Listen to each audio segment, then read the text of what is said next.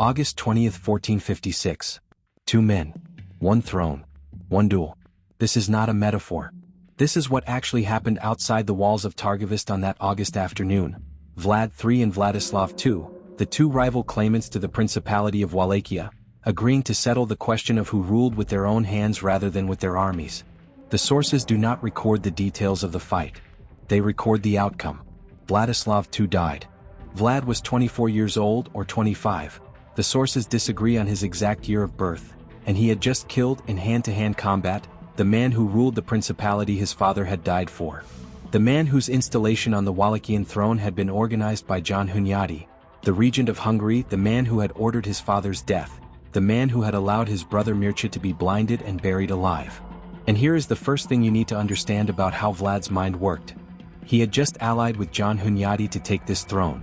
The man who killed his father. The man who destroyed his family. The man who had spent years refusing to let Vlad settle in Transylvania, blocking his access to resources, treating him as a problem to be managed rather than an asset to be deployed. Vlad had allied with him anyway, because the throne of Wallachia required Hungarian support to hold, and the throne of Wallachia was the only thing that mattered, and sentiment was a luxury that the Wallachian political situation did not permit. His father had tried to be loyal. It hadn't worked. Vlad had a different theory. He spent 8 years in exile after his first 2-month reign. He slept in 3 different countries.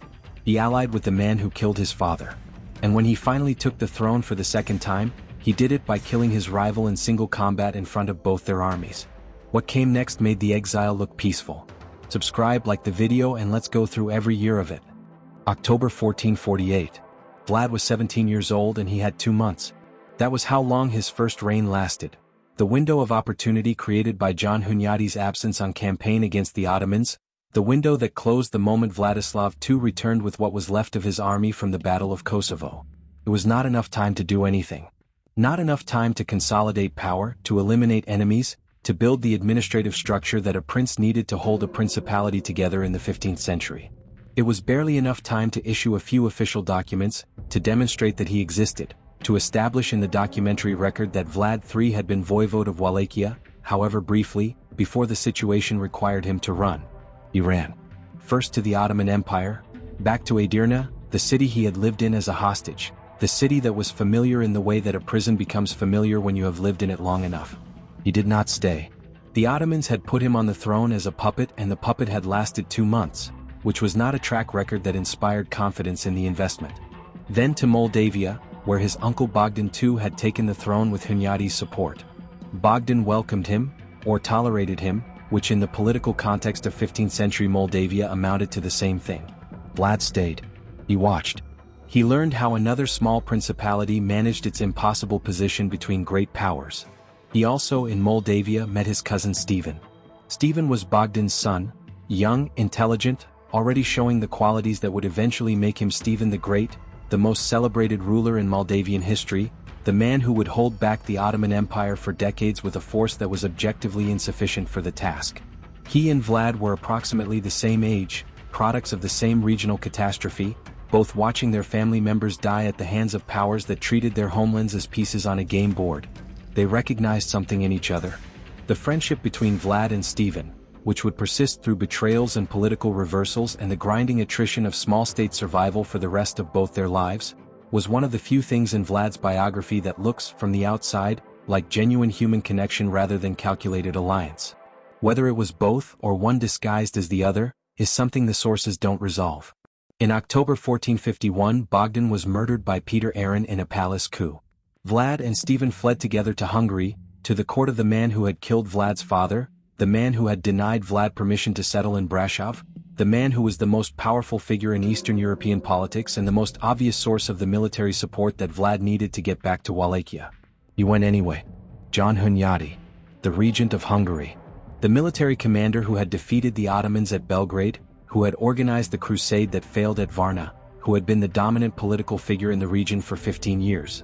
The man who had arranged the murder of Vlad II Dracul and the installation of Vladislav II on the Wallachian throne. Vlad walked into his court and offered his services. This requires explanation because it is the moment that reveals most clearly how Vlad thought about power and survival. He was not forgiving Hunyadi. He was not forgetting what Hunyadi had done. He was making a calculation so cold and so clear that it is still uncomfortable to look at directly 5 centuries later. The calculation was this. He needed Hungarian support to take the throne of Wallachia. Hunyadi was the source of Hungarian support. Therefore he needed Hunyadi. Everything else, the grief, the hatred, the memory of his father's skin being peeled from his face, the image of Mircea being buried alive, all of it was filed in a place where it would not interfere with the necessity of the present moment. Hunyadi, for his part, was interested. Not because he trusted Vlad. He was too experienced a political operator to trust someone in Vlad's position, and Vlad was too obviously motivated by personal grievance to be a reliable long-term ally. But Vlad had something Hunyadi needed. 6 years inside the Ottoman court. 6 years learning Turkish, learning Ottoman military thinking, learning the personalities of the men who commanded the empire's armies and the decision-making processes that shaped its strategic choices. Vlad knew the Ottoman Empire from the inside in a way that no Hungarian intelligence source could replicate. Hunyadi made him an advisor. He gave him access to the Hungarian court, to military resources, to the political networks of Transylvania. He did not give him Wallachia, not yet. Relations between Hungary and Vladislav II were complicated, and dislodging a sitting voivode required a pretext that the political situation hadn't yet provided. Vlad waited. He was good at waiting. The years in Egrigaz had taught him patience the way a desert teaches thirst, by providing no alternative. The historical record goes quiet on Vlad between 1452 and 1456. This is not unusual for a claimant without a throne in the 15th century. Men in his position did not generate documentation. They moved. They plotted. They cultivated connections. They built their military capabilities slowly, with whatever resources a court in exile could provide. They waited for the moment when the political situation shifted enough to create an opening. What we know is this. By July 3, 1456, Hunyadi had decided the moment had arrived. He informed the burghers of Brasov that he had tasked Vlad with the defense of the Transylvanian border from the Ottomans, which was simultaneously true as a military commission and a cover story for what Vlad was actually being tasked with, which was taking the Wallachian throne from Vladislav II. The pretext was Vladislav's erratic loyalty. He had been shifting back toward the Ottomans, which was exactly the kind of flexible allegiance that Hunyadi had killed Vlad's father for practicing. The irony was complete and entirely lost on no one involved. Hunyadi died on August 11, 1456, from plague contracted during the siege of Belgrade. 9 days later, Vlad killed Vladislav II in single combat. The duel at Targovist is one of those moments in history that seems, in retrospect, too perfectly constructed to be real. 2 men who had been fighting over the same throne for 8 years. 2 armies assembled behind them, neither strong enough to guarantee a decisive result in a conventional battle. The agreement to resolve the question personally, to make it simple, to make it final, to reduce the enormously complicated political situation to the oldest possible human formula. Who is stronger? Vladislav II had held the throne for 8 years. He had survived multiple challenges to his authority. He was an experienced military commander who had fought in major campaigns. He was, in every conventional measure, the established power.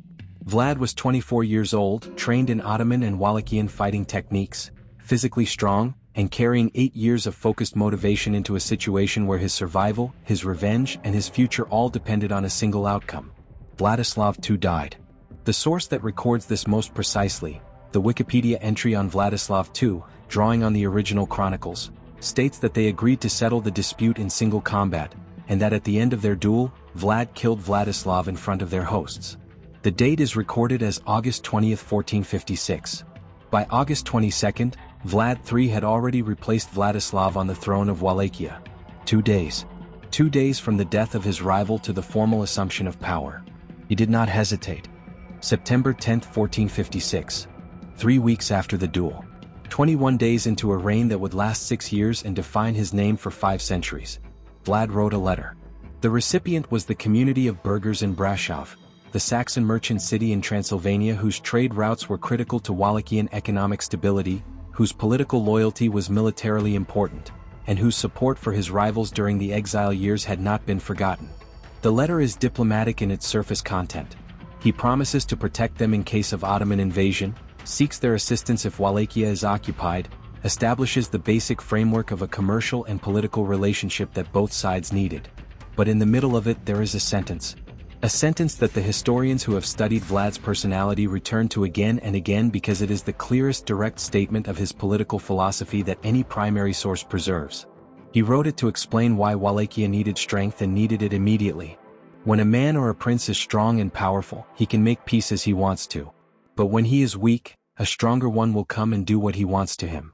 This is the lesson of his childhood in one sentence. This is what the Ottoman court taught him, what his father's death confirmed, what 8 years of exile ground into something past belief into bone. Weakness is an invitation. He had just proven the point by killing the weak man on the throne in single combat. He was not going to be the next weak man. He was not going to give anyone else the opportunity that Vladislav's shifting loyalties had given him. What he did next, the purges, the impalements, the reconstruction of the Wallachian state from the foundations up, was the systematic application of this single principle. He had the throne. Now he had to make it impossible to take.